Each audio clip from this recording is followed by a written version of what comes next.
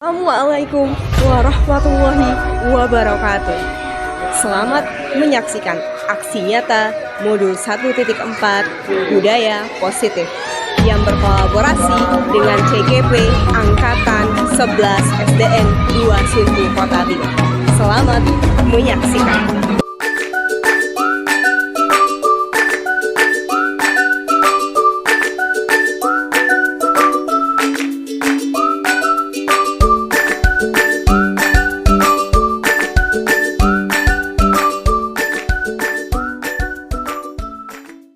Assalamualaikum warahmatullahi wabarakatuh. Yang terhormat Ibu Kepala Sekolah SDN 2 Suntu Kota Bima, Ibu Kaltum SPD. Yang terhormat Ketua Kombel SDN 2 Suntu Kota Bima Manur Suntu, Ibu Tati. Yang terhormat teman-teman guru SDN 2 Suntu Kota Bima, kami ucapkan banyak terima kasih atas waktu dan kesempatan yang telah kami sampaikan undangan untuk hadir di acara diseminasi aksi nyata modul 1.4 budaya positif program guru penggerak angkatan 11 SDN 2 Suntu Kota Bima. Segala puji bagi Allah, Tuhan semesta alam yang telah memberikan kita nikmat, memberikan kita sehat untuk hadir di tempat ini. Kita kirimkan salawat dan salam kepada junjungan kita Muhammad Sallallahu Alaihi Wasallam yang telah mengantarkan kita dari alam yang gelap menuju alam yang terang benderang seperti saat ini. Baik, rekan-rekan yang saya hormati, sebelum kita ke acara-acara yang akan kami rangkai pada hari ini, sebelumnya kami akan menampilkan agenda yang akan kita laksanakan pada siang hari ini. Yang pertama, pembukaan sebagaimana yang telah berlangsung. Yang kedua, ada ice breaking, pemaparan materi oleh keempat CGP, yakni Bapak Ahmad Ali Al-Husaini, Pak Hikmah, Ibu Firly Pradita, dan saya sendiri Zevi Riasta. Kemudian ada sesi diskusi dan terakhir penutup. Sebelum kita ke acara agenda hari ini, saya persilahkan kepada Ibu Kaltum, Ibu Kepala Sekolah untuk menyampaikan sepatah dua kata untuk acara hari ini. Kepada Ibu kami silahkan.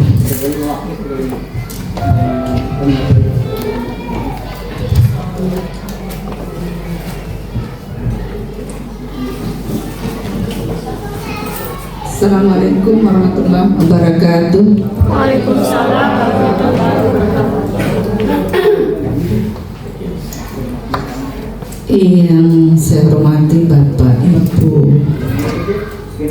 pendidik dan tenaga pendidikan SDN 2 Suntu Kota Bima,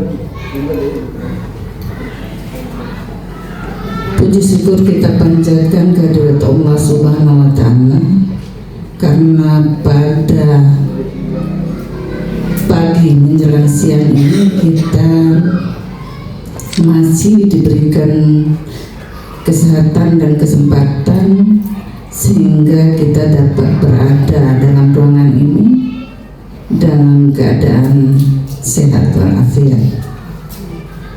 Selawat dan salam juga kita sampaikan pada junjungan kita Nabi besar Muhammad Sallallahu Alaihi Wasallam. Semoga kita semua tetap istiqomah dalam menjalankan syariat-syariat beliau, dan semoga kita semua, terutama yang berada dalam ruangan ini, kelak mendapat syafaat dari beliau pada yaumul akhir nanti. Amin amin ya rabbal alamin. Bapak Ibu guru yang saya hormati, tidak banyak yang ingin saya sampaikan pada pagi menjelang siang ini. Yang pertama, saya ingin menyampaikan beberapa harapan saya yang berkaitan dengan kegiatan kita pada pagi hari ini, terutama untuk Ibu Bapak Guru yang menjadi CGP. Yang pertama, semoga kegiatan ini akan mendapatkan atau menghasilkan serta meningkatkan SDM kita di SDN 2 Suntul, terutama untuk siswa-siswa kita. Di samping untuk Bapak Ibu Guru semua ya, yang berada di SDN 2 Suntul ini, terutama untuk kemajuannya untuk SDN 2 Suntul Kota Bima. Yang kedua, harapan saya bagi adik-adik yang Bapak Ibu Guru yang mengikuti kegiatan CGP ini untuk selalu menimbaskan pada teman-temannya ya, sesuai atau sama dengan hal ini yang dilakukan pada pagi hari ini. Jadi untuk terus menerus ya, nanti setelah lolos ya akan terus mengimbaskan pada teman-temannya yang belum ya diundang menjadi CGP seperti Bapak Ibu Guru ya. Kemudian yang ketiga, harapan saya semoga ilmu yang didapatkan ini, biasanya ya CGP itu mendapatkan wawasan yang luar biasa gitu, cukup banyak ya wawasan yang didapatkan pada setiap CGP yang dihasilkan oleh pemerintah ya. Untuk itu semoga adik-adik nanti atau ibu bapak guru yang menjadi CGP akan selalu mengikuti ilmu pati, yaitu semakin berisi semakin merunduk. Jadi terus bermawas diri gitu ya, jangan merasa sombong kalau sudah berilmu, tetapi yang utama adalah membagikan kepada teman-temannya, terutama teman-teman yang berada di lingkungan kita SD 2 Suntul, sehingga ilmu yang didapat itu dapat bermanfaat ya. Selanjutnya saya sampaikan rasa syukur saya, mungkin rasa syukur semua warga SD 2 Suntul karena memiliki CGP yang begitu banyak ya. CGP ini saya hitung sudah 10 ya, dari pertama tercetusnya sekolah Merdeka Belajar ya, saya datang itu ada 4 kalau nggak salah, 4 guru, kemudian berlanjut seterusnya dan seterusnya sampai sekarang kita menghasilkan 10. Sudah lulus, yang sudah lulus berapanya? Ini yang 4 orang ya. Jadi dari Ibu Fauzia, Ibu Vera, kemudian Pak Sikin, kemudian Ibu Murni, satu sudah yang diangkat jadi kepala sekolah sekarang di SDN Usul. Kemudian Pak Ali, bukan Pak Ibu Aisyah ya. Kemudian sekarang Pak Ali, 4 orang ya. Jadi sudah banyak. Yang terbanyak di Kota Bima, SD di Kota Bima, itu perlu kita bersyukur luar biasa. SDN Suntul mudah-mudahan nanti juga menjadi inovasi bagi guru-guru yang lainnya ya, sehingga kita yang belum berhasil bisa menarik ya, merasa ingin juga seperti mereka begitu. Itu yang saya harapkan. Nanti setelah 4 orang ini diharapkan banyak lagi guru-guru yang lain yang mengikuti. Jangan dulu berpikir tidak lulus, tetapi kita harus berusaha. Itu kalau kita berusaha dengan sungguh-sungguh pasti akan ada hasilnya. Terima kasih atas perhatian Bapak Ibu Guru. Semoga kegiatan ini dapat bermanfaat Billahi taufiq wal hidayah. Assalamualaikum warahmatullahi wabarakatuh. Terima kasih kami sampaikan untuk kepala sekolah. Selanjutnya, insya Allah harapan yang disampaikan tadi insya Allah akan kami memban ke depannya diimbaskan untuk teman-teman yang lain. Selanjutnya, sambutan dari Ketua Kombel Manurusuntu sekaligus membuka acara diseminasi hari ini. Assalamualaikum warahmatullahi wabarakatuh. Puji syukur kehadirat Allah Subhanahu wa Ta'ala yang telah melimpahkan begitu banyak nikmat, rahmat, kesehatan dan kesempatan kepada kita semua, sehingga pada hari ini kita dapat kembali melaksanakan kegiatan Kombel kita, kegiatan diseminasi aksi nyata modul 1.4 budaya positif. Perlu saya jelaskan dulu sedikit bahwa kata diseminasi ini dilihat dari kosakata bahasanya berarti memindahkan ide-ide baru, inovatif atau karya-karya positif kepada sekelompok, yang mana kelompok yang menjadi sasarannya sekarang adalah kelompok guru Manurusuntu. Kegiatan ini terlaksana atas kerjasama 4 calon guru penggerak angkatan 11 SDN 2 Suntu Kota Bima dengan Kombel Manurusuntu SDN 2 Suntu Kota Bima. Besar harapan saya agar kiranya kegiatan ini bisa diikuti secara semangat, secara serius, agar kita mendapatkan hasil dan manfaat yang positif. Selain itu juga kegiatan ini kiranya bisa diimbaskan kepada peserta didik kita maupun kepada rekan-rekan guru hebat kita di SDN 2 Suntu Kota Bima yang nantinya bisa merubah arah pendidikan di SDN 2 Suntu Kota Bima ini. Untuk mempersingkat waktu, langsung saja saya buka kegiatan diseminasi aksi nyata pada modul 1.4 ini dengan sama-sama membaca basmalah. Bismillahirrahmanirrahim. Demikian sambutan dari saya sebagai Ketua Kombel Manurusuntu SDN 2 Suntu Kota Bima. Fastabiqul khairat. Wassalamualaikum warahmatullahi wabarakatuh. Agenda selanjutnya, baik, di sini kami berempat, kami tekankan kami bukan orang yang sangat pintar untuk berdiri di sini. Kami bukan orang yang sangat hebat untuk berdiri di sini di antara teman-teman semua. Kami dalam proses belajar.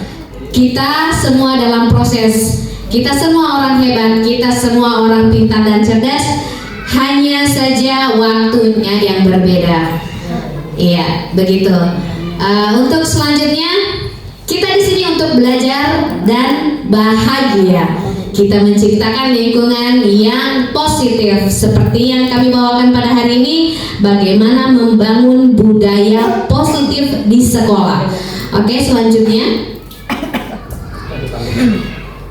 Selanjutnya di antara kami ini kami akan membawakan materi yang mana apa itu budaya positif, teman-teman nanti akan dipaparkan. Kemudian apa saja yang ada di dalam budaya positif itu? Di situ ada 6 poin konsep budaya positif. Ada disiplin positif dan nilai-nilai kebajikan, ada teori motivasi, hukum dan penghargaan restitusi, keyakinan kelas, kebutuhan dasar manusia dan dunia berkualitas, restitusi 5, posisi kontrol dan segitiga restitusi. Oke, sebelum kita memasuki pemaparan yang mungkin agak panjang nanti ini, yuk ice breaking yuk.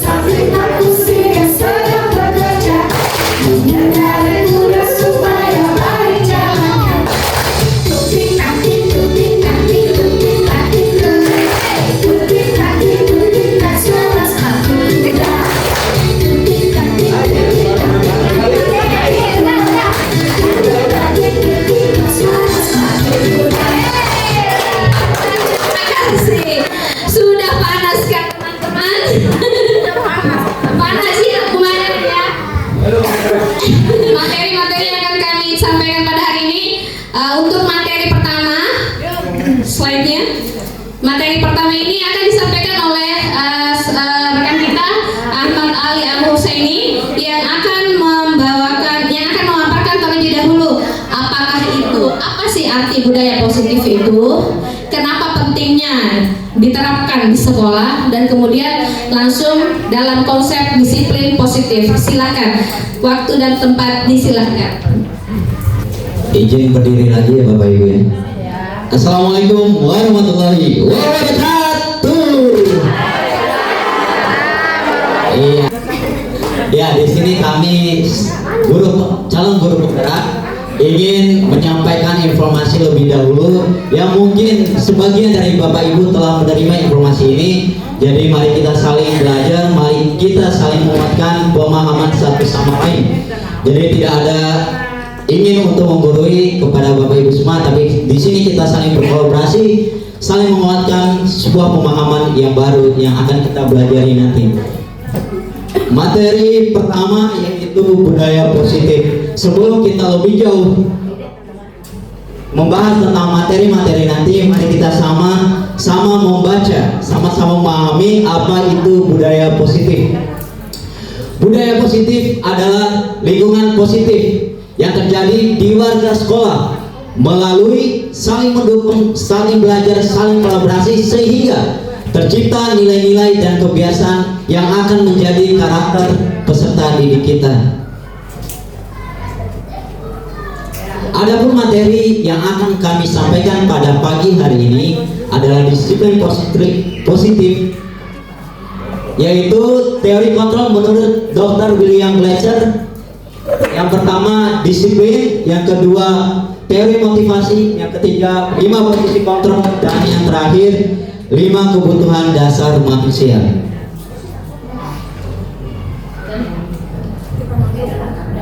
Oke, semua Bapak Ibu, tadi saya sudah memberikan kertas yang ada di hadapan Bapak Ibu semua. Kertas itu ada yang sebagian menerima dan ada sebagian yang tidak menerima.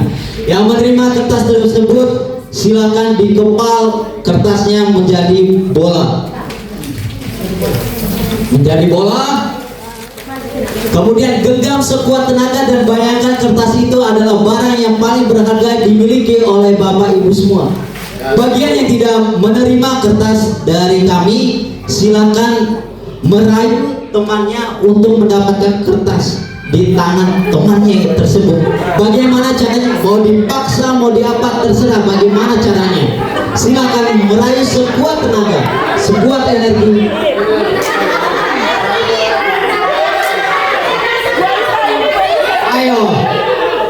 Ayo, ada yang mudah, boleh pakai teori apa aja, motivasi apa aja, silakan.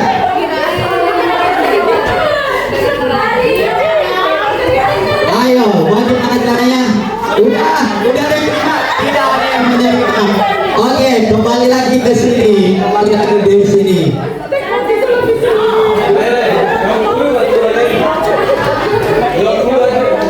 Dari analogi tadi, sebuah kertas itu mengatakan kita menjadikan murid, yaitu bahwa guru mengontrol murid. Kita sebagai guru bisa mengontrol murid. Kita genggam sebuah tenaga murid kita agar terhindar dari nilai-nilai yang negatif. Kita genggam, kita pelihara dengan baik. Yang kedua, kritikan dan membuat rasa bersalah, menguatkan karakter si murid. Karena apa? Karena kita telah menanamkan nilai-nilai positif pada murid kita, sehingga kritikan ataupun lain sebagainya, suara-suara dari luar itu akan menguatkan karakter murid kita. Yang ketiga, pembuatan positif, efektif, dan bermanfaat. Yang terakhir, orang dewasa memiliki hak untuk memaksa. Sekarang kita akan membahas perbedaan antara teori stimulus respon dengan teori kontrol pilihan. Mungkin Bapak Ibu sering mendengar teori stimulus respon, tapi sebagian dari kita masih asing dengan teori kontrol pilihan. Apa perbedaannya? Yang pertama, stimulus respon mengatakan bahwa semua pemikiran harus sama. Kita semua di sini harus sama menurut stimulus respon. Tetapi menurut teori kontrol pilihan, bahwa semua dari setiap kita itu memiliki perbedaan dalam berpikir, sehingga apa? Sehingga kita harus menerima perbedaan pemikiran tersebut. Itu perbedaan yang pertama. Perbedaan yang kedua, perilaku buruk menurut stimulus respon dilihat sebagai sebuah kesalahan. Kalau orang itu buruk, maka dicap sebagai salah sampai kapanpun. Namun bagi teori kontrol atau pilihan, sebuah tindakan, sebuah perilaku memiliki tujuan, entah dia melakukan negatif atau positif, semuanya memiliki tujuan. Sehingga kita harus gali apa tujuan orang melakukan hal tersebut. Yang ketiga dan yang keempat, menurut teori stimulus respon, orang lain bisa mengontrol diri kita dan kita bisa mengontrol orang lain. Tetapi menurut teori kontrol, kita tidak bisa mengontrol orang lain, hanya diri kita sendiri yang mengontrol diri kita. Kemudian selanjutnya, kegagalan merupakan pemaksaan bagi stimulus respon. Kalau udah gagal, kita paksa. Bagaimana caranya agar anak didik kita itu bisa sukses? Namun kalau menurut teori kontrol, ada kolaborasi, konsensus terhadap pilihan-pilihan baru. Bagaimana dari kolaborasi itu kita menciptakan sebuah pemikiran untuk menyelesaikan kegagalan yang diterima oleh siswa kita. Dan yang terakhir, stimulus respon berpikir menang kalah, sehingga ketika ada yang kalah menjadi kecewa. Namun ketika di teori kontrol, menang sama menang karena kolaborasi, tidak ada yang akan kecewa. Jadilah itulah beberapa perbedaan antara teori stimulus dan teori kontrol. Selanjutnya, disiplin. Apa itu disiplin? Disiplin berasal dari kata disiplina yang bermakna belajar, yang diawali oleh bapak filosof Socrates terhadap muridnya Plato. Namun definisi ini sedikit demi sedikit mulai berubah, khususnya di negara kita, menjadi sesuatu yang dilakukan seseorang pada orang lain untuk mendapatkan kepatuhan. Sehingga apa? Kedisiplinan ini sering terjadi membuat ketidaknyamanan. Contohnya ketika kita memakai helm. Ada berapa banyak orang yang tidak nyaman ketika menggunakan helm? Karena apa? Karena ada untuk mendapatkan kepatuhan. Oke, lanjut. Nilai-nilai kebijakan universal. Nilai-nilai kebajikan adalah sifat positif manusia yang merupakan tujuan mulia yang ingin dicapai setiap individu. Nilai-nilai tersebut bersifat universal, lintas agama, suku, bangsa, dan lain sebagainya. Contohnya tadi, misalnya memakai helm. Itu mau agamanya apa, rasnya mana, etnisnya dari mana, semuanya tetap sama, harap memakai helm ketika berkendara. Kemudian setiap perilaku atau perbuatan memiliki tujuan seperti yang disampaikan tadi. Lanjut lagi. Nilai-nilai kebajikan diyakini memiliki motivasi intrinsik, motivasi di dalam diri kita. Ketika kita meyakini nilai kebajikan, contohnya adalah ketika kita nilai keyakinan kita terhadap agama kita, mengaji, sholat, maka akan memberikan dorongan, memberikan motivasi kita untuk melaksanakan hal tersebut. Karena kita meyakini nilai kebajikan yang ada di dalam melaksanakan sholat ataupun mengaji. Nilai kebajikan yang akan dicapai oleh setiap anak Indonesia tertera di dalam profil pelajar Pancasila. Yang pertama, beriman bertakwa kepada Tuhan Yang Maha Esa, mandiri, bernalar kritis, berkebinekaan global, gotong royong, dan kreatif. Mungkin itu materi dari saya. Oke, terima kasih untuk pemaparannya dari Pak Ali. Selanjutnya nanti akan kami ada feedback untuk teman-teman apa yang akan kita lakukan selanjutnya. Selanjutnya untuk teori kedua, konsep eksplorasi konsep oleh Pak Hikmah SPD, disilakan.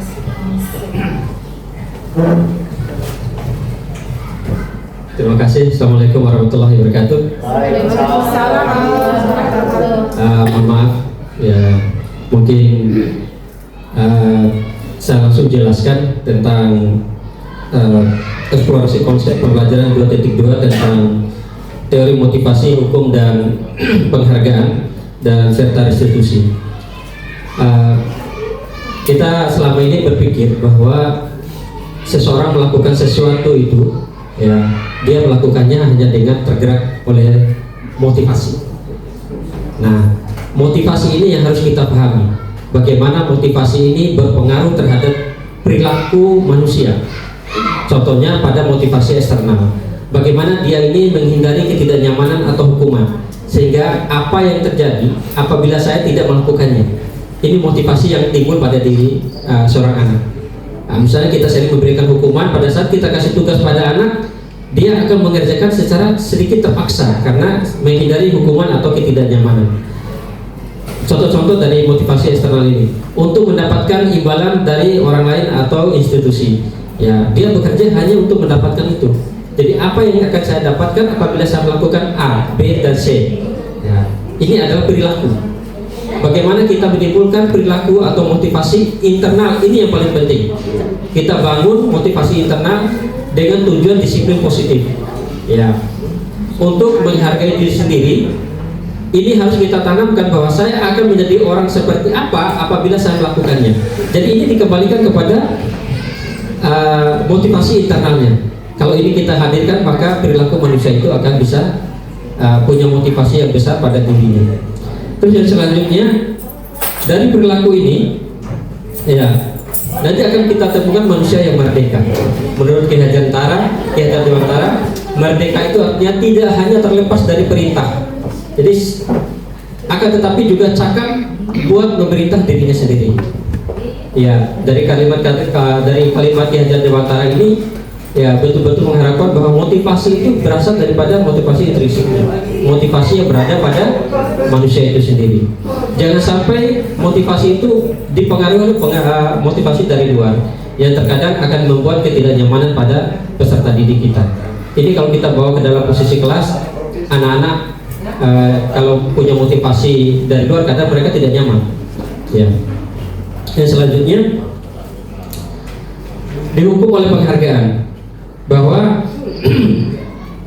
seorang anak apabila kita memberikan penghargaan, itu sama dengan hukuman, karena dia akan bekerja seperti yang teori motivasi perilaku tadi, bahwa dia akan melakukan sesuatu berdasarkan keinginan ataupun motivasi dari luar. Ya, contohnya efek daripada perilaku itu akan berdampak jangka panjang. Ya, penghargaan itu sama dengan penghukuman. Bagaimana kita berikan apresiasi pada anak, ya, jangan kita berikan penghargaan sehingga dia akan motivasinya berasal dari luar. Yang harus kita bangun itu adalah bagaimana kita ciptakan motivasi dari internalnya. Ya, bahkan penghargaan juga ini mengurangi ketepatan. Ya, jadi kadang tidak tepat kalau kita memberikan penghargaan pada anak, baik berupa nilai tinggi dan sebagainya. Dia punya motivasi seperti itu, ya, yang harus kita rubah sekarang. Ya, penghargaan dihukum oleh penghargaan. Ya, tadi sudah dijelaskan tentang penghargaan itu akan berdampak pada jangka panjang. Ya, ada beberapa yang dapat kita lihat bagaimana kita merubah program-program kebajikan, bentuk program kebajikan ini, atau kita berikan apresiasi pada anak-anak dengan memberikan apresiasi atau pengakuan. Ya, perlu diingat ada beberapa hal yang perlu kita jadikan catatan khusus. Bagaimana kita beri dukungan secara khusus pada anak, dan kita beri pengakuan secara pribadi, beri pengakuan kepada semua murid, ya, secara bergantian apabila dia melakukan sebuah kebajikan. Terus selanjutnya berikan pengakuan secara konsisten, dan ini terus-menerus harus kita lakukan pada anak. Ya, nanti kita akan bisa memberikan fokus pada proses. Ya. Dari tahapan tadi, ya, ini beberapa contoh bagaimana kita bisa memberikan apresiasi kebajikan ataupun pengakuan. Bagaimana kita membuka 3 tahap. Ini kalimat yang akan kita lakukan pada anak. Dengan 3 tahap ini, yaitu mulai dari pembukaan dan nilai kebajikan dan situasi. Situasi apa yang ada pada situasi pada saat itu. Misalnya pada saat menolong temannya di kelas, maka kalimat yang kita bisa berikan apresiasi pada anak bisa kita keluarkan dengan kalimat pembuka, yaitu kemarin saya perhatikan. Baru kita masukkan nilai kebajikan. Rasa empatimu besar sekali. Baru kita tunjukkan situasinya pada anak. Jadi kalimatnya kemarin saya perhatikan rasa empatimu besar sekali pada saat menolong murid baru di kelas kita. Ini apresiasi yang kita timbulkan pada anak. Ya, kalau kita kasih penghargaan mungkin akan bentuk hukuman. Terus yang kedua, situasi pada saat membantu teman-temannya di tugas kelompok. Kita berikan kata pembuka, saya menghargai kepedulianmu. Ini nilai kebajikan, ada kepedulian. Dan pada saat kamu membantu teman-temanmu di tugas kelompok, ini apresiasi. Ya, baru pembukaan untuk yang selanjutnya pada situasi memungut kertas yang berserakan di lantai atau sampah yang ada di lantai. Kalau kita melihat anak melakukan itu, berikan apresiasi Bapak. Yang pertama dengan kalimat pembuka, ucapkan terima kasih pada anak.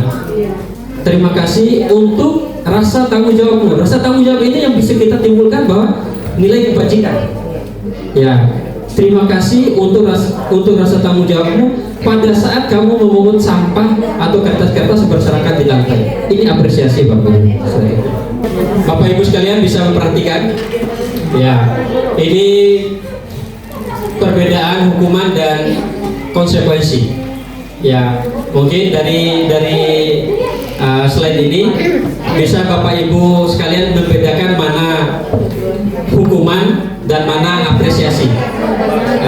Konsekuensi, mohon maaf. Hukuman atau konsekuensi bisa dipaparkan. Nomor 1, 2, 3, 4, 5, 6, 7. Dari nomor 1 sampai nomor 7 ini Bapak Ibu sekalian bisa menunjukkan tangannya untuk mana kalimat yang menunjukkan ini adalah hukuman dan ini adalah konsekuensi. Nomor 1, biar kita catat. Ya, nomor.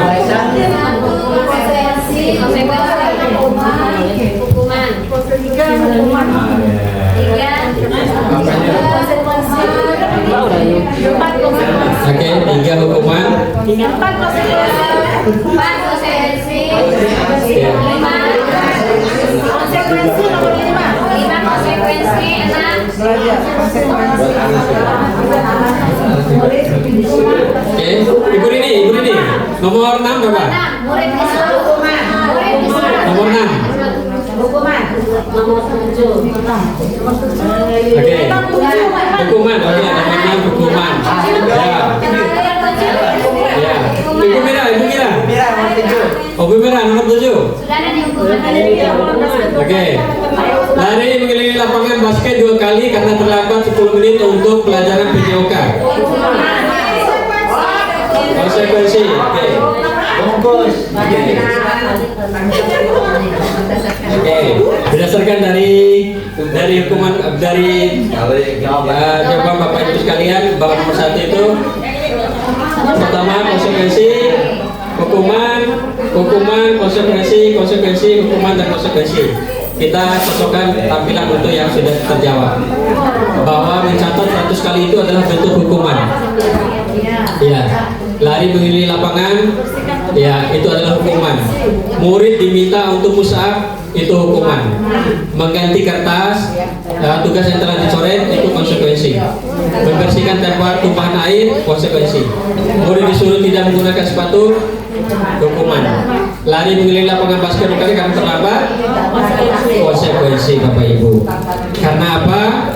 Perbedaan daripada kalimat-kalimat ini, kalau kita memberikan hukuman mencatat 100 kali karena terlambat, tidak ada kaitannya antara mencatat dengan keterlambatan Bapak Ibu. Ya, begitu juga lari mengelilingi lapangan karena terlambat, tidak ada kaitannya terlambat dengan hadir di sekolah.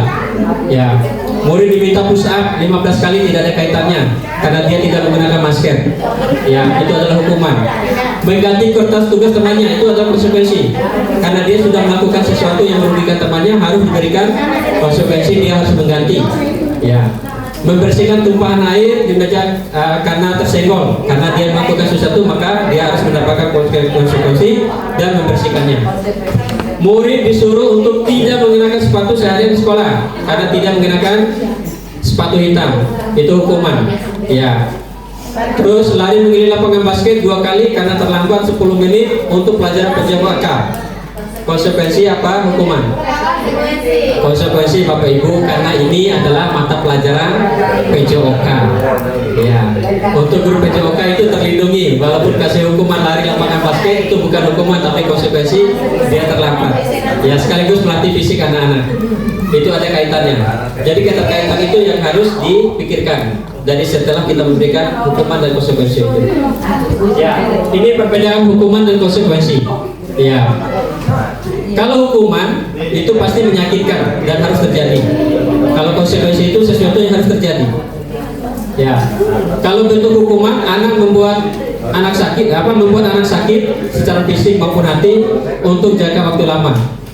Kalau untuk konsekuensi, membuat anak merasa tidak nyaman dan dalam jangka waktu yang pendek. Itu konsekuensi.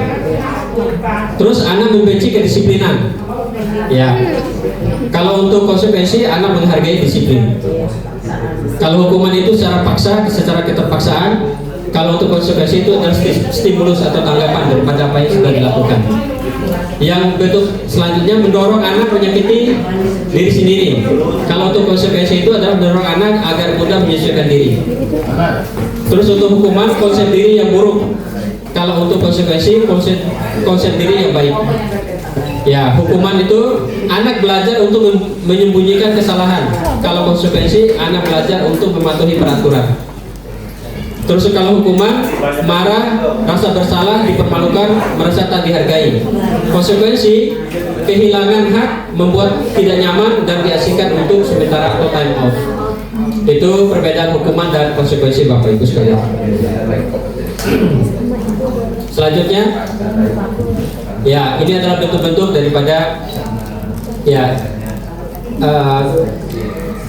identitas gagal daripada hukuman dan identitas sukses daripada kedisiplinan, konsekuensi dan restitusi Bapak Ibu sekalian. Ya, sesuatu yang menyakit, saya ambil satu contoh situasi. Sesuatu yang menyakitkan harus terjadi. Konsekuensi itu sesuatu yang harus terjadi, dan restitusinya itu adalah pilihan. Ya, pilihan atau untuk melakukan perbaikan daripada situasi yang terjadi. Ya, tidak nyaman untuk murid atau anak, hukuman itu tidak nyaman untuk murid atau anak untuk jangka waktu yang panjang. Itu efeknya. Kalau untuk identitas suksesnya di disiplin, konsekuensinya itu tidak nyaman untuk murid atau anak untuk jangka waktu yang pendek, jadi dia cepat hilang. Dan restitusinya itu adalah menguatkan untuk murid atau anak dalam jangka waktu yang panjang. Ya. Dan apa itu restitusi? Nah, restitusi adalah proses menciptakan kondisi bagi murid untuk memperbaiki kesalahan mereka, sehingga mereka bisa mengambil pada kelompok mereka dengan karakter yang lebih kuat. Restitusi juga merupakan proses kolaboratif yang mengajarkan murid untuk mencari solusi untuk masalah mereka dan membantu murid berpikir tentang seperti apa yang mereka inginkan menjadi tujuan yang mulia dan bagaimana mereka harus memperlakukan orang lain. Pernyataan Gosen tahun 2004. Demikian materi yang bisa saya sampaikan. Untuk eksplorasi berikutnya yang disampaikan oleh Ibu Firly Pradita. Terima kasih. Assalamualaikum warahmatullahi wabarakatuh. Oke, terima kasih Pak Hikmah. Itu tadi pemaparan bagaimana apa perbedaan antara hukuman dan konsekuensi yang sebaiknya dilakukan oleh guru. Dan materi eksplorasi konsep untuk keyakinan kelas disambung oleh Firly Pradita, silakan.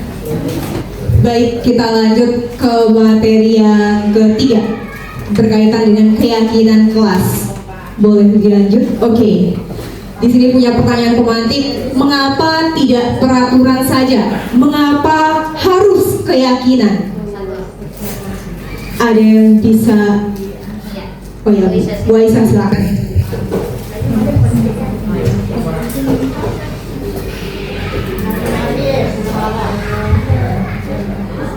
Assalamualaikum warahmatullahi wabarakatuh. Waalaikumsalam warahmatullahi wabarakatuh. Pertanyaannya, mengapa tidak peraturan saja? Mengapa harus keyakinan kelas? Kalau zaman dahulu itu kita menggunakan peraturan kelas, di mana peraturan itu ditentukan oleh guru, sehingga anak melakukannya karena ingin mematuhi guru karena motivasi yang lahir itu adalah motivasi eksternal dari luar, takut dan seterusnya. Sedangkan keyakinan kelas itu adalah kesepakatan yang lahirnya dari siswa bersama guru. Jadi guru mengikuti keyakinan kelas yang dilakukan bersama di dalam kelas. Jadi siswa sendiri yang akan mengungkapkan apa yang mereka harus lakukan di dalam kelas mereka itu dan berlaku untuk keseluruhan kepada siswa, sehingga untuk melaksanakannya siswa tidak akan merasa ditekan karena itu adalah hasil kesepakatan mereka sendiri. Jadi yang lahir adalah motivasi intrinsik. Seperti itu. Terima kasih. Assalamualaikum warahmatullahi wabarakatuh. Waalaikumsalam warahmatullahi wabarakatuh. Masya Allah, betul sekali. Hal itu akan perbedaan peraturan dan keyakinan kelas sudah dijelaskan seperti kata-katanya Bu Aisyah.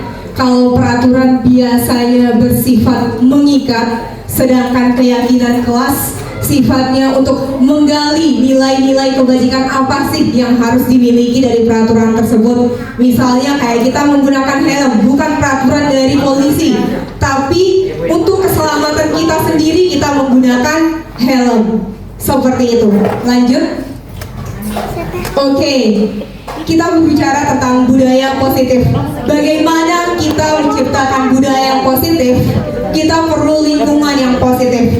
Kita perlu keyakinan kelas, sehingga dalam aksi nyata ini kita mengajak, yuk sama-sama kita rubah peraturan kelas yang kemarin.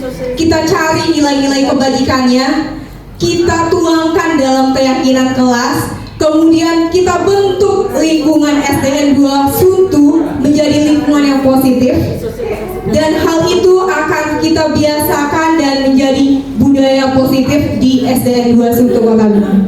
Lanjut. Mungkin masih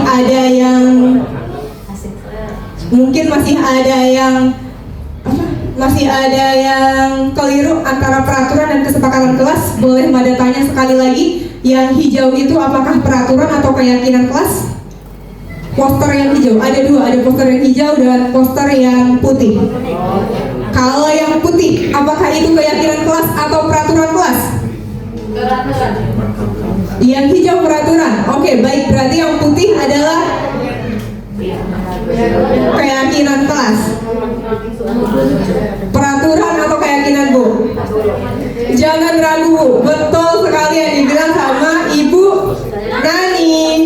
Yang hijau bersifat mengikat, bersifat negatif, kalimatnya negatif. Keyakinan kelas sifatnya positif. Lanjut. Oke.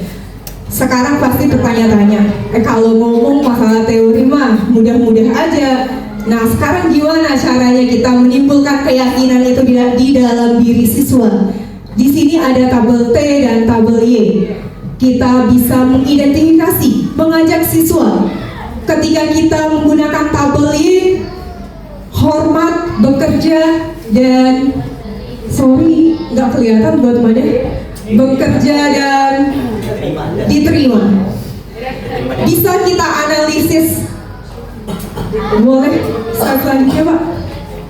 Oke, yang ini, yang tabel ini tabel Y, yang ini Y, yang ini tabel T-nya.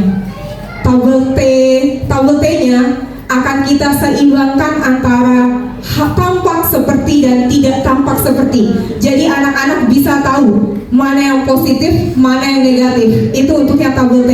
Untuk yang tabel Y-nya, itu bisa kita mengunggah siswa dengan apa yang terdengar, bagaimana kita berperilaku, dan bagaimana sih yang terlihat kalau kita melakukan suatu tindakan. Oke, lanjut. Oke. Di sini ada peraturan selalu kembalikan buku ke tempatnya. Walaupun udah pakai kacamata tapi masih susah lihatnya. Selalu kembalikan buku ke tempatnya. Nilai keyakinan apa sih yang ingin kita timbulkan? Tanggung jawab. jawab. Yes, tanggung jawab yang ingin kita timbulkan di sana. Kemudian untuk yang kedua, dilarang mengganggu orang lain. Sosial, kasih sayang, menghormati orang lain. Hal-hal itu yang ingin kita gali di dalam diri siswa kita. Selanjutnya yang ketiga, hadir di sekolah 15 menit sebelum pembelajaran dimulai. Disiplin. Oke, lanjut Pak. Mari kita lihat. Udah betul semua. Guru-guru SDN memang hebat semua. Oke, lanjut Pak. Ini adalah hal dasar yang harus kita perhatikan juga sebagai guru. Sebagai guru di sekolah dan sebagai orang tua bagi yang sudah berkeluarga ya, kebutuhan dasar manusia. Kenapa sih anak saya seperti ini? Kenapa sih siswa ini seperti ini? Mungkin saja hal-hal tersebut tercipta karena adanya kebutuhan dasar siswa yang belum terpenuhi. Ada kasih sayang dan rasa diterima, penguasaan dia misalnya mau menguasai materi ini tapi belum ada guru yang mewadahinya. Kemudian penguasaan untuk dihargai, penguasaan untuk kebebasan. Mungkin ada siswa yang suka berlari-lari dalam kelas, berarti itu adalah jenis siswa yang tidak suka dalam kelas. Kita ajak dia keluar. Kemudian ada kesenangan. Mungkin kita belajarnya terlalu serius kali ya, jadi siswanya merasa bosan di dalam kelas. Dan yang paling utama adalah untuk bertahan hidup, kebutuhan sandang, pangan, dan papan siswa. Mungkin itu yang bisa Mbak sampaikan. Selanjutnya Mbak serahkan ke moderator. Selanjutnya untuk materi terakhir tentang posisi 5 kontrol. Saya lanjut ya. Posisi 5 kontrol, sebagai seorang guru seharusnya, sebaiknya, sejogianya seorang guru itu harus memiliki posisi kontrol yang tidak sebagai penghukum. Begitu. Apa sih posisi kontrol itu? Coba dari tadi. Posisi kontrol itu merujuk pada pendekatan yang kita lakukan kepada siswa untuk mengelola perilaku siswa. Jadi untuk menggali potensi positif yang ada di dalam dirinya. Jadi kita melakukan posisi 5 kontrol tadi. Adanya pendekatan-pendekatan yang akan dilakukan oleh seorang guru. Silakan. Nah, posisi 5 kontrol ini ada dijelaskan. Coba teman-teman lihat di tabel bertulis merah. Posisi kontrol itu ada sebagai penghukum, ada sebagai pembuat merasa bersalah, ada sebagai teman, ada sebagai pemantau, dan ada sebagai manajer. Sebaiknya seorang guru itu posisikan dirinya itu sebagai seorang manajer. Kenapa demikian? Karena seperti yang dijelaskan oleh teman-teman kita tadi, bahwa ada yang tadi yang namanya membangkitkan motivasi intrinsik, motivasi yang ada di dalam diri anak kita itu untuk dihargai. Bagaimana dia terciptanya disiplin positif itu terlebih dahulu kita bangkitkan motivasi intrinsik yang ada di dalam diri siswa. Dari tersebut maka timbullah disiplin positif, kemudian tercipta lingkungan positif, lalu terciptalah budaya positif. Ya, kalau penghukum sering kali kita sebagai seorang guru tuh menghukum itu lebih kepada sebuah tindakan fisik ke anak. Nah, kalau membuat merasa bersalah, pernah nggak kira-kira kita jujur saja, pernah nggak kita melakukan kontrol dari penghukum, pembuat merasa bersalah ini ke anak-anak kita? Kira-kira saya minta tanggapan ke Ibu Rini deh. Untuk posisi kontrol ini, kira-kira Ibu Rini pernah nggak memberikan posisi kontrol itu ke siswa-siswanya? terutama sebagai penghukum, pembuat merasa bersalah dan sebagai manajer. Ke penghukum dulu lah. Pernah nggak? Penghukum dari guru ke murid. Iya, pernah nggak? Manusiawinya saya pernah. Iya. Tapi secara kalau kita belajar ilmu guru itu kan ibu guru, otomatis kita harus bisa menahan diri. Menahan diri seperti apa? Saya juga guru penggerak. Ada namanya di budaya positif ini yang namanya itu belum sampai mungkin ke materi itu, yang sampai pada titik ketika kita marah itu ya harus menghela napas, keluar sebentar di luar ruangan untuk mengalihkan suasana hati kita yang memang kalau murid kita lagi nggak bisa diatur kan kita nggak bisa terus memarahi dan segala macam. Sebagai guru ya kita tenangkan diri dulu, keluar dulu, baru kita kembali lagi. Saya pribadi sampai saya baca kursi, saya doa-doa, iya, saya pegang kepala anak-anak saya itu, tapi percaya atau tidak anak-anak jadi tenang. Itu saya sering melakukannya, sampai saya baca Al-Fatihah, saya berdoa, ya Allah tenangkanlah murid-murid saya di kelas saya ini. Tapi pada kenyataannya memang alhamdulillah mereka merasa nyaman. Itu dari saya pribadi. Ya, terima kasih. Terima kasih tanggapannya Ibu Rina. Oke, dari posisi 5 kontrol itu tentu pernah kita lakukan hal ini. Kita manusiawi, yang kita sebenarnya hal ini itu pada dasarnya itu tidak harus digunakan. Makanya melalui kesempatan kali ini kami berdiri di sini untuk mengimbaskan ilmu kepada teman-teman. Sebaiknya kita tidak melakukan hal itu. Sebaiknya kita tidak menghukum. Sebaiknya kita tidak memberikan rasa bersalah pada anak. Kamu nih, kamu nakal, kamu ini, kamu itu memberikan rasa bersalah banget. Berceramah kalau memberikan bersalah, kalau sebagai teman mungkin sering kalau kita memposisikan kita sebagai teman ke anak-anak. Lalu sebagai pemantau itu mengukur sejauh mana peserta didik kita itu bertindak di dalam kelas maupun di luar kelas. Lalu kemudian sebagai manajer itu banyak yang harus yang wajibnya kita lakukan. Jadi kita tidak memberikan pertanyaan ke siswa kita yang saat itu melakukan kesalahan. Jadi tidak dengan menghukum saat itu juga. Oke. Itu posisi kontrolnya banyak di sini yang bisa kita lakukan. Coba nggak usah di zoom. Guru berkata kalau kamu tidak melakukan ini awas ya. Nah itu sebuah penghukuman. Kamu sekarang saya sudah tahu ibu lelah sekali. Yang maki ateku mau mikirkan makin jauh lah, gitu kan? Nah itu sebenarnya tidak harus kita lakukan. Seperti itu. Oke.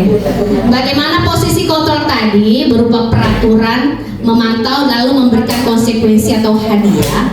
Ini menuju pada nilai-nilai ke manajer. Bagaimana kita mampu menghandle siswa kita, membangun nilai-nilai intrinsik, nilai-nilai potensi positif yang ada di dalam diri untuk memperbaiki dirinya, menciptakan disiplin diri yang ada dalam siswa tersebut. Selanjutnya, setelah posisi kontrol, mari kita belajar tentang segitiga restitusi. Tadi sudah dibahas tentang restitusi, bagaimana mengolah apa sih tadi?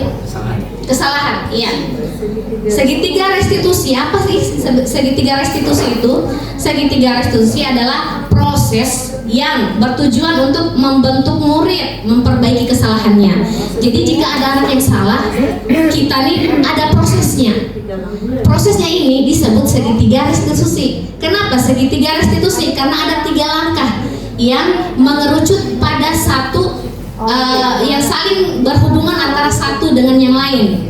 Ya, sebaiknya kita sebagai seorang guru setelah memposisikan diri kita sebagai seorang manajer, kita saat menganalisis sebuah tindakan yang salah kepada anak atau adanya drama yang terjadi pada anak, itu kita melakukan segitiga restitusi. Yang pertama yang kita lakukan yaitu adalah menstabilkan identitas.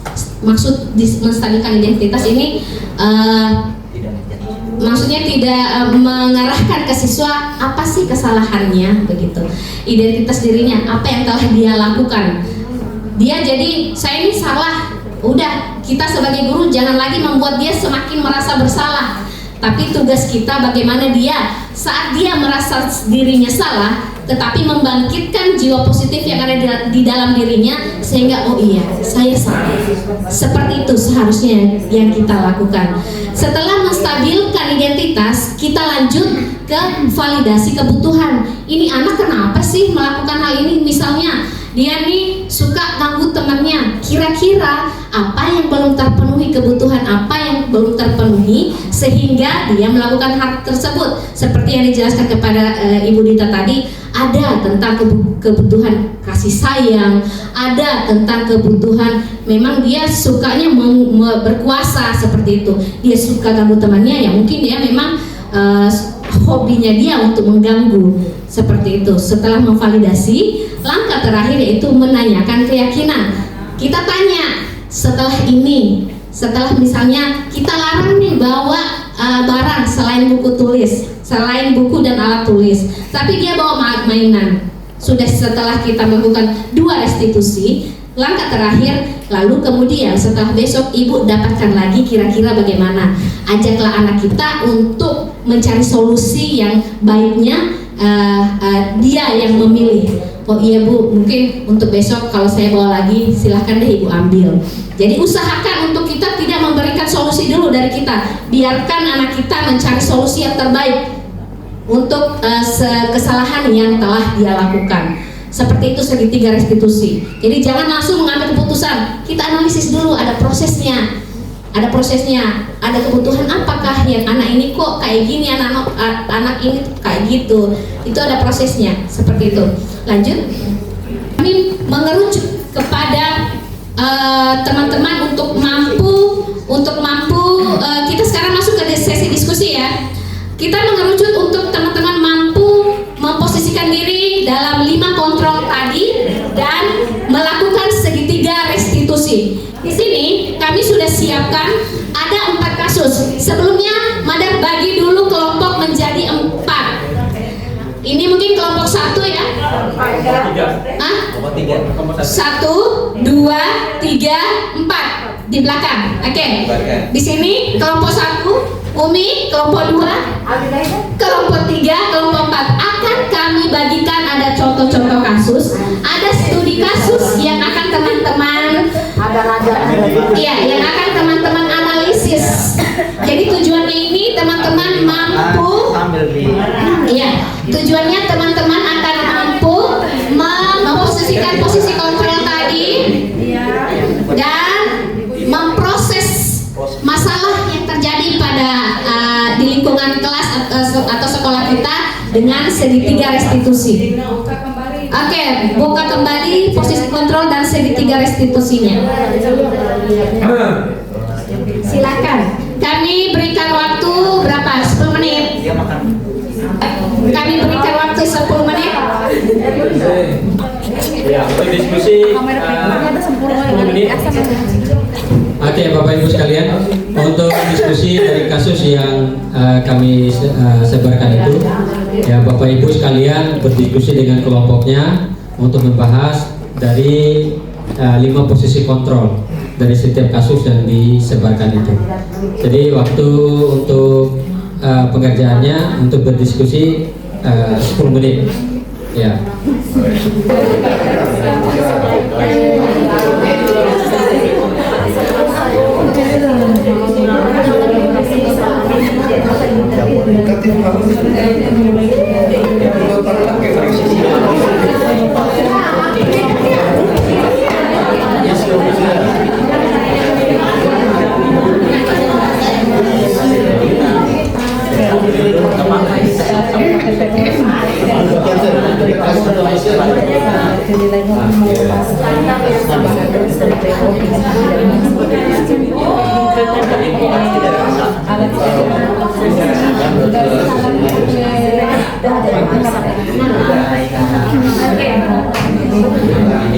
Pergi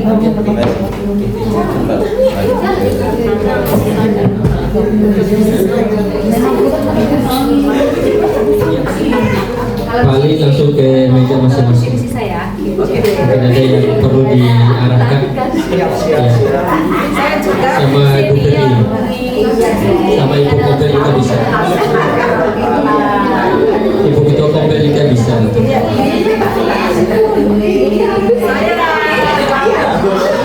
Nida ngambil gambar bisa ya? Iya. Ngambil gambar bisa ya? Kelompok 3 belum bergerak ini, kelompok 3 nih. Belum ada pergerakan kelompok 3 Ibu Tian. Nanti ditentukan siapa yang tampil di depan untuk mempresentasikan hasil diskusinya.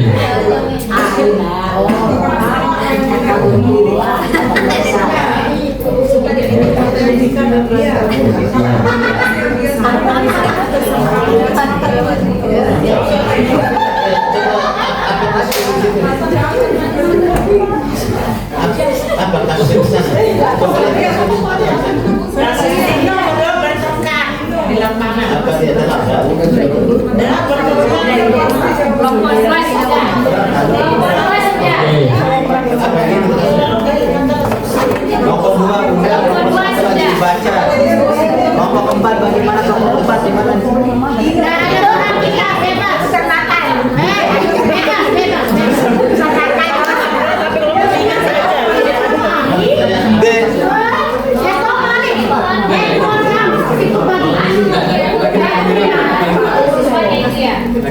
Bajunya yang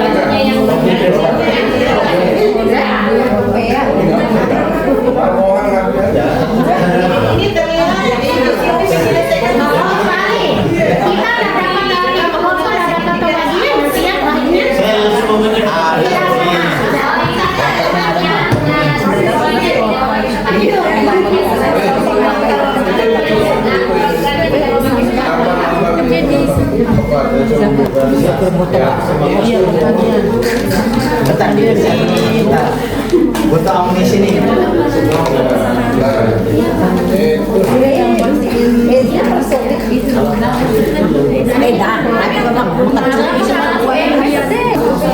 Siap-siap untuk anggota kelompoknya.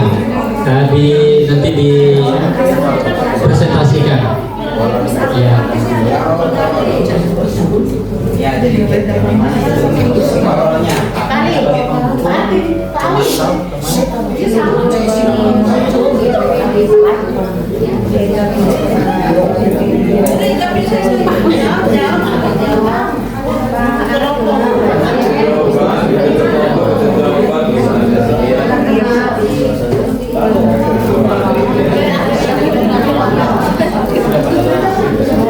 Oke, sembari menunggu kelompok yang selesai, kelompok 1 sudah siap untuk maju mempresentasikan hasil diskusinya. Sudah. Kelompok 2 sudah. Ya, kelompok mana yang sudah selesai? Kelompok 2 bisa. Ya, Ibu Janu biasanya bisa mempresentasikan ini. Iya, stabil ini.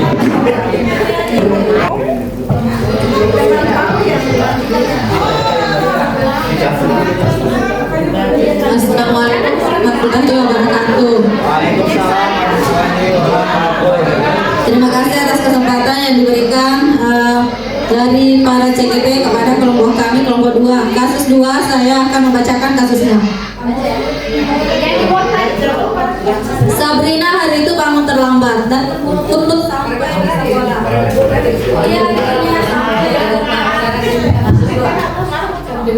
Dia akhirnya sampai di gerbang sekolah, tapi baru menyadari kalau tidak menggunakan sepatu hitam seperti tertera di peraturan sekolah. Di depan pintu kelas, Bapak Lukman memperhatikan sepatu Sabrina yang berwarna coklat. Sabrina berusaha menjelaskan bahwa dia terburu-buru dan salah mengenakan sepatu. Pak Lukman menanyakan Sabrina, apa peraturan sekolah tentang seragam warna sepatu? Sabrina menjawab sudah mengetahui sepatu harus berwarna hitam, namun terburu-buru dan salah mengenakan sepatu. Selain tidak mungkin kembali pulang karena rumahnya jauh sekali. Pak Lukman tetap bersikeras pada peraturan yang berlaku dan mengatakan, ya sudah, kamu sudah melanggar peraturan sekolah. Kamu salah, sudah terlambat. Salah pula warna sepatunya. Segera buka sepatumu kalau tidak bisa mengenakan warna sepatu sesuai peraturan. Sabrina meminta maaf dan memohon kembali sepatunya dan berjanji tidak akan mengulang kesalahannya. Namun Pak Lukman tidak mau tahu. Tidak, kamu telah melanggar peraturan sekolah. Kalau tidak sanggup ambil sepatu di rumah atau diantarkan sepatu ke sekolah, ya sudah, kamu tidak bersepatu saja seharian di sekolah. Sekarang copot sepatumu dan silahkan belajar tanpa sepatu seharian. Sabrina pun dengan berat hati mencopot sepatunya dan memberikannya kepada Pak Lukman. Seharian dia tidak berani berkeliling sekolah karena malu dan lebih banyak berdiam diri di kelas tanpa alas sepatu. Hasil diskusi dari kelompok kami, posisi kontrolnya adalah penghukum. Indikatornya dari beberapa kalimat. Yang pertama di paragraf 2 yaitu segera buka sepatumu kalau tidak bisa mengenakan karena warna sepatu sesuai peraturan sekolah. Kemudian di paragraf ketiga, tidak, kamu telah melanggar peraturan sekolah, silahkan copot sepatumu.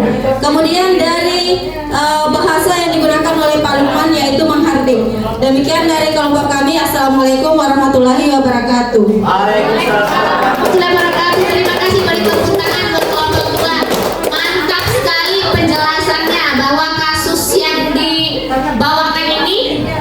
Bagaimana teman-teman? Jawabannya adalah Pak Lukman sebagai penghukum. Betul, penghukum. Ya. Ini identifikasi dari tadi itu kasus-kasusnya, contoh kasusnya. Ya. Iya. Oke. Selanjutnya kelompok yang akan tampil, yang sudah silakan kelompok 4. Oke, kelompok 4 sudah, silakan, ayo. Terima kasih kepada moderator yang telah memberikan kesempatan kepada kami sebagai kelompok 4. Saya mewakili teman-teman kelompok 4 dari kasus keempat. Anton dan Dino sudah bermain bersama di lapangan basket.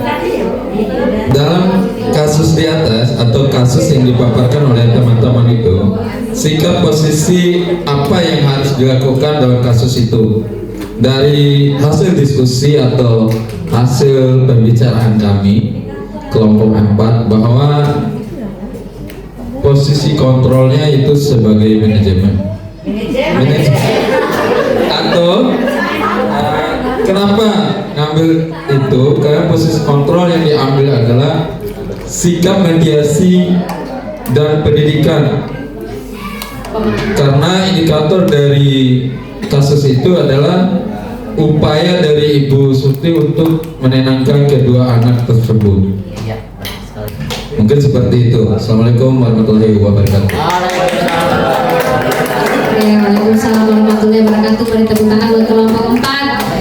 Iya, kelompok itu membahas tentang perkelahian antara Dino dan Anto yang terjadi di lapangan basket. Saling berkelahi, kemudian copotlah itu kancing bajunya. Iya, oke, lanjut Pak. Kasus ketiga, kelompok 3. Kemudian Oke, Pak Nanda, langsung bacakan. Iya, silakan. Sini aja. Boleh. Iya.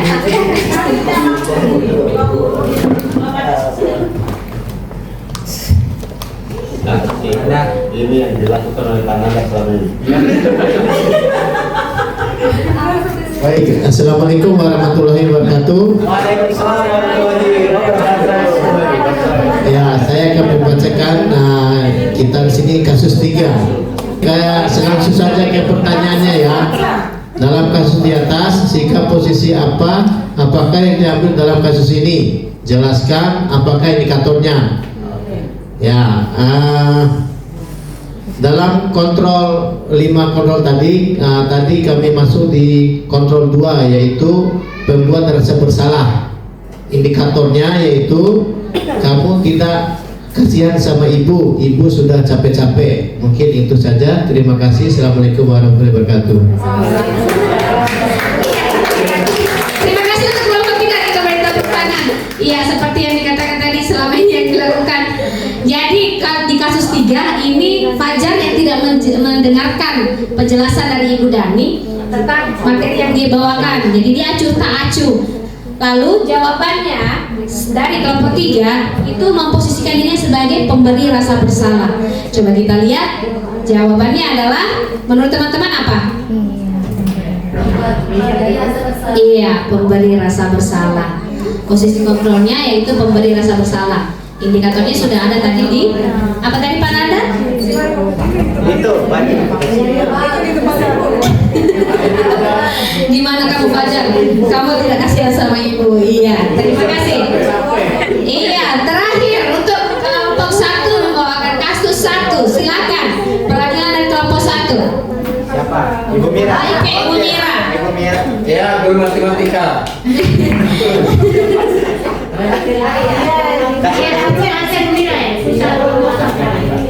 Cukup di situ aja, Bu Mira.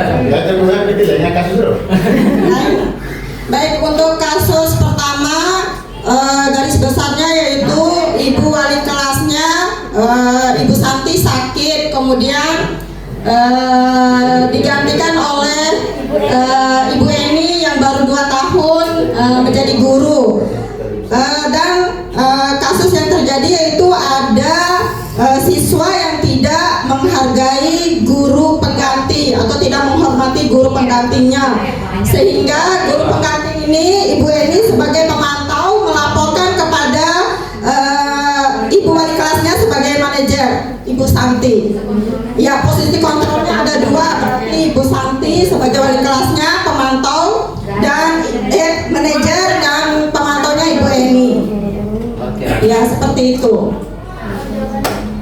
Indikatornya dari Indikatornya adalah siswa-siswi tidak menghargai guru dan tidak menghormati guru penggantinya. Oke, terima kasih, tepuk tangan dong buat kelompok 1. Iya, kalau kasusnya dia tidak menghargai ibu pengganti, guru pengganti ibu dari Ibu Santi. Siapanya? Sudah dong.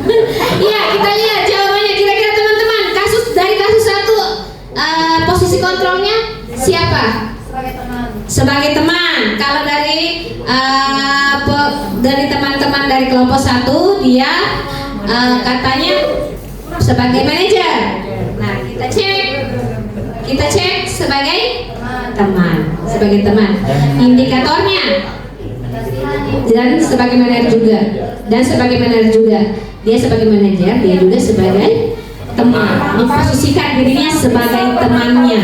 Iya, jadi posisi kontrol positif, sebaiknya kita menempatkan diri kita di dalam posisi kontrol yang positif. Oke, kami mau refleksi sedikit lah sebelum kami menutup kegiatan ini. Silakan ditampilkan, ada 4 pertanyaan refleksi. Saya minta dari teman-teman untuk nomor 1. Siapa yang mau angkat tangan? Refleksi saya ingin refleksinya hal baru apa yang mengubah paradigma saya yang saya dapatkan dari materi dari kegiatan kita hari ini. Coba siapa yang iya, silakan.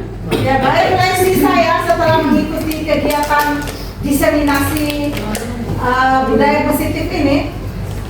Di sini muncul dalam diri saya, berarti kita sebagai guru sudah tidak bisa lagi melakukan yang namanya pertama hukuman fisik, yang kedua membuat orang merasa bersalah. Ini mulai hari ini kita hentikan, tidak boleh membuat orang merasa bersalah ini. Saya simpulkan itu. Iya. Jadi kesannya dampaknya sangat berlarut-larut. Iya, sampai anak iya, itu, jangan pernah melakukan hal itu. Walaupun kita membuat rasa bersalah, menghukum anak ini, tapi artinya tidak menyakitinya. Iya, betul begitu. Iya, tujuan utamanya. Itu yang saya dapat dari iya. Oke, terima kasih banyak Bu. Terima kasih banyak Bu. Iya. Adanya perubahan pikiran. Iya. Pemikiran, pola konsep yang ada di dalam diri kita selama ini.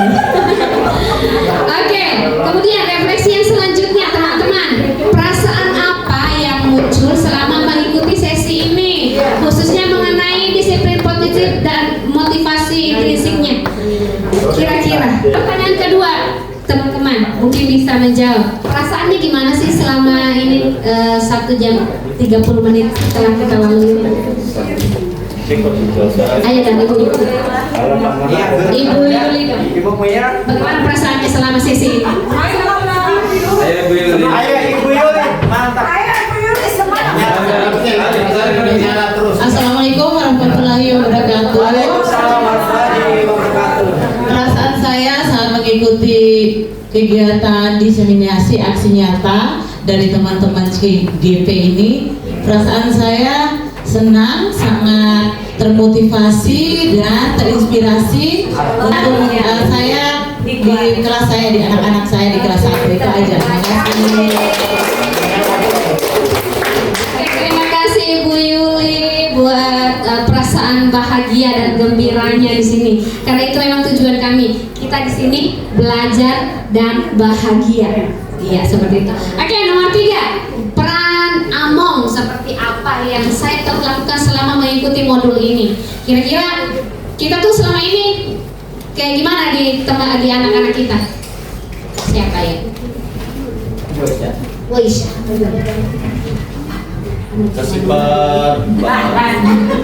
Peran namanya yaitu Keduri Handayani Ingarsa mengungkap yang 3 itu.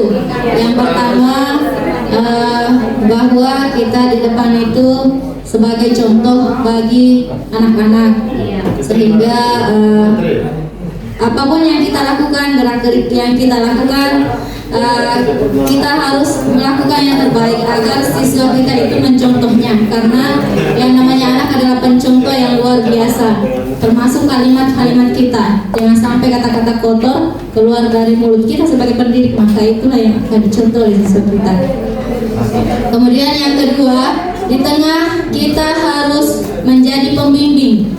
Kita senantiasa membimbing, manakala kita menemukan siswa melakukan kesalahan, kita bimbing agar mereka menemukan langkah yang tepat, karena mereka juga adalah manusia biasa yang tidak luput dari salah, apalagi mereka adalah anak-anak yang memang masih belajar. Kemudian yang terakhir adalah di belakang kita memantau, kita melihat bagaimana perkembangan mereka. Kalau misalnya ada yang masih perlu kita kembangkan, kita kembangkan agar anak-anak kita kelak menjadi generasi yang luar biasa.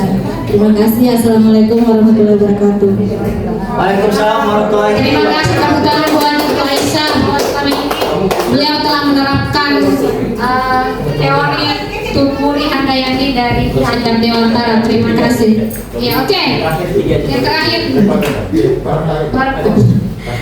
Yang terakhir teman-teman, saya akan menjadi Among yang seperti apa setelah mengikuti modul ini? Kira-kira ada Pak? Sebagai orang terganteng hari ini. Yang bagaimana? Ya baik, terima kasih untuk kesempatannya. Saya barangkali sedikit panjang karena ini pertanyaannya agak serius. Saya akan menjadi Among yang seperti apa setelah mengikuti, artinya tadi kan identitasnya yang saya teman-teman menjadi guru terbaik, kira-kira begitu kan gambarannya, bisa menciptakan budaya positif dengan semua penyelesaian masalah yang kita ikuti. Itu yang pertama. Yang kedua yang ingin saya sampaikan, memang teori yang disampaikan materi hari ini itu sangat luar biasa, dan karena kita adalah guru SD, tentu itu memiliki tantangan yang luar biasa dalam mengimplementasikan budaya positif ini. Kenapa? Karena sebagaimana kita bersama, usia SD itu anak-anak tidak memiliki kemampuan untuk dalam aspek kognitif saja, mereka baru mengenal hal-hal yang bersifat objektif, objek. Jadi mereka lihat, mereka bisa simpulkan. Untuk membangkitkan motivasi perubahan sikap anak yang tidak memiliki informasi, pengetahuan itu sangat luar biasa beratnya karena anak-anak belum ada dasarnya. Maka pada titik ini guru sebagai sumber pengetahuan akan menanamkan nilai-nilai motivasi ini kepada anak-anak. Jadi walaupun tadi ada pembagian motivasi ekstrinsik, intrinsik, tapi mereka belum punya kemampuan untuk memahami. Maka guru di situ mengarahkan bagaimana anak itu termotivasi. Nah, sebagai orang yang beragama, apapun agama kita, maka motivasi ini harus betul-betul kita jadikan orientasi atau proyeksi pendidikan. Nah, itu yang kedua. Yang berikutnya, bagi kita yang dulu pernah mengikuti pendidikan yang sangat berbeda jauh dengan hari ini, apalagi dengan kurikulum Merdeka ini, pasti kita akan terus bertanya. Ya. Saya terus terang, nama-nama guru saya itu waktu SD, saya masih hafal sampai sekarang, muka-mukanya dan raut-raut wajahnya. Nama guru SMA saya hanya beberapa saja yang saya ingat. Bahkan dosen yang baru juga bisa kita lupakan. Apa poin saya di situ? Dulu waktu guru kita mengajar itu nggak mengenal konsep restitusi, segitiga dan lain-lain. Bahkan kita kalau nggak bisa berkalian itu luar biasa mereka berikan. Tapi kita berkesan dan tidak pernah ada rasa dendam. Inti yang saya ingin sampaikan di sini adalah bagaimanapun sikap seorang guru ke siswa itu terletak bagaimana niat dan keikhlasannya. Nah, niat dan keikhlasan, jadi dia berikan harapan anak itu berubah sikap itu karena keikhlasannya, bukan karena tuntutan materi atau tahapan yang harus dia raih. Nah, itu. Kemudian kesimpulan saya dari semua kasus dan cara penyelesaian masalah ini agak sedikit lebih mudah kalau kasus yang ditawarkan atau yang dihadapi itu yang seperti yang dibagikan ini. Yang menjadi sangat susah itu, ini kan sifatnya insidentil semua ya, kasusnya tadi ada yang lupa bawa sepatu itu sesuai pada hari itu, yang tertidur belajar, waktu ibunya mengajar, ibu guru mengajar dia tidak perhatikan, ada yang robek apa tadi, ya bajunya tadi. Ini insidentil semua dan itu guru pada hari ini pasti mampu menyelesaikan dengan metode yang tadi. Tapi menjadi soal kalau itu masalah anak gini, misalnya taruhlah saya ini guru agama, yang saya secara pribadi menginginkan anak-anak saya itu ya kelas 6 itu paling tidak dia bisa membaca Iqra 6 waktu dia kelas 6. Syukur kalau dia bisa membaca Al-Quran. Setiap minggu itu saya koreksi itu anak-anak itu mengajinya paling tidak dia mengajinya 3 kali seminggu. Ada tanda guru ngajinya, orang tuanya dan sebagainya. Kalau kita terapkan segitiga restitusi itu pada, karena ini kan tahapan 1 tahun kita mengajar itu sangat kompleks. Jadi memang dibutuhkan lagi cara-cara kita untuk, karena begini anak-anak terkadang kenapa gak mengaji, kenapa gak disibuk ngajinya, saya ngaji pak tapi gak isi buku, syukur. Kenapa gak mengaji, guru saya sudah lama pergi merantau gak ngaji lagi, atau bapaknya gak bisa mengaji dan lain-lain. Saya menjaga adik saya di rumah, gak ada waktu untuk mengaji dan lain-lain. Banyak. Jadi hampir semua siswa itu dari 25 siswa pasti paling tidak seperempatnya ada masalah yang berkaitan dengan program mengaji saja. Dan itu harus kita bedah dengan ketiga cara tadi. Jadi barangkali itu saya mohon maaf karena panjang dan saya sudah izin. Terima kasih. Assalamualaikum warahmatullahi wabarakatuh. Oke, terima kasih yang penutup yang begitu panjang dari Pak Arief. Terima kasih buat anunya juga, motivasi juga yang diberikan kepada kami. Ya, oke, terima kasih. Terima kasih sekali lagi saya ucapkan teman-teman atas partisipasinya hari ini. Ibu Gombel, terima kasih teman-teman semuanya. Ya, terima kasih sekali untuk mensukseskan acara kami ini. Dan setelah refleksi tadi, maka berakhir pula acara kita hari ini. Untuk tidak berpanjang kalam lagi dengan situasi yang sudah sangat krusial ini, untuk hari ini saya tutup. Wabillahi taufiq wal hidayah. Wassalamualaikum warahmatullahi wabarakatuh. Salam guru penggerak. Masya Allah, terima kasih tepuk tangan untuk kita. Sekian aksi nyata modul 1.4 budaya positif. Terima kasih. Salam guru penggerak. Tergerak, bergerak, menggerakkan. Wassalamualaikum warahmatullahi wabarakatuh.